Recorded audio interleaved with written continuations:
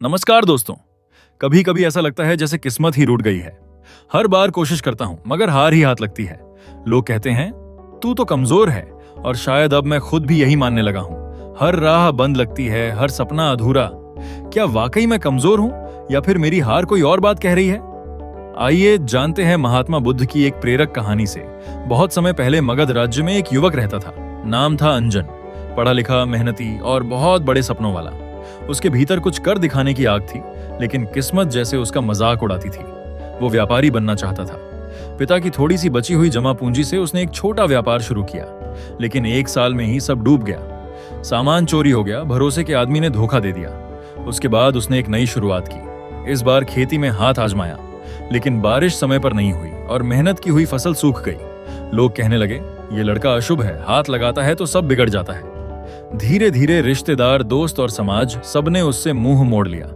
घर वाले भी कहने लगे, तू क्यों बार बार मुंह की खा रहा है, मान ले कि तेरे बस की बात नहीं। अंजन टूट चुका था। हर हार उसके आत्मविश्वास को चाट रही थी। अब वह न किसी से बात करता, न कुछ कहता, बस अकेले बैठा रहता। भीतर से वह खुद को कमजोर मान चुका था। एक दिन गांव में यह खबर फैली कि पास के वन में भगवान बुद्ध अपने कुछ शिष्यों के साथ ठहरे हुए हैं। कई लोग उनके दर्शन और उपदेश सुनने के लिए जा रहे थे।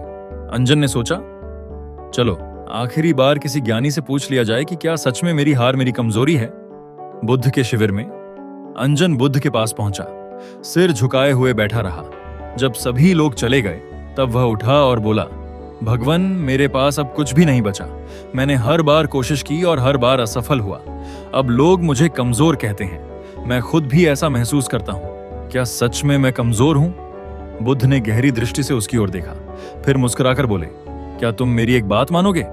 अंजन ने सिर हिलाया। हाँ भगवान।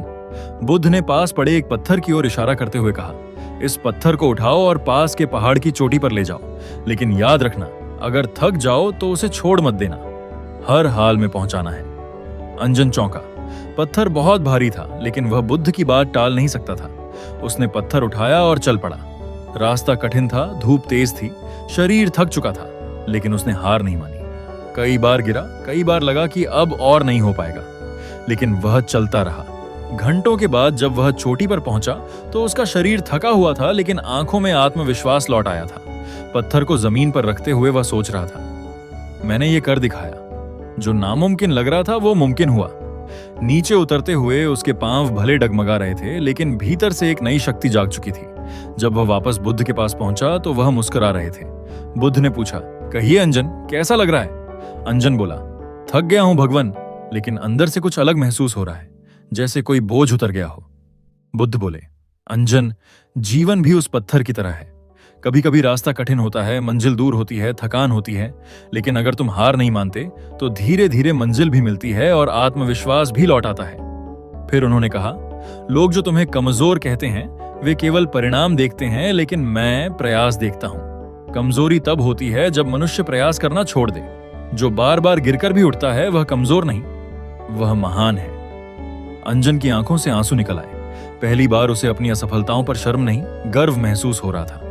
अंजन ने फिर से अपने जीवन की शुरुआत की। इस बार वह न तो दूसरों की बातों से टूटा, न अपनी विफलताओं से डर पाया।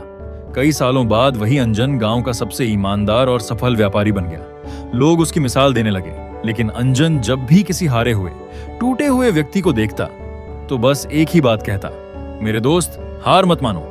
तुम्हारी हार तुम्हारी कमजोरी नहीं है, वो तो तुम्हारे बदलाव की शुरुआत है। भगवान बुद्ध की यही शिक्षा थी। जीवन की असफलताएं तुम्हारा मूल्य नहीं घटाती, बल्कि तुम्हें अगली सफलता के लिए तैयार करती हैं। कमजोरी तब होती है जब हम प्रयास करना छोड़ दें। जो चलते रहते हैं वही अंत में पहुंचे हैं। इसलिए याद रखो, तुम्हारी हार तुम्हारी कमजोरी नहीं, तुम्हारा रास्ता है। धन्यवाद।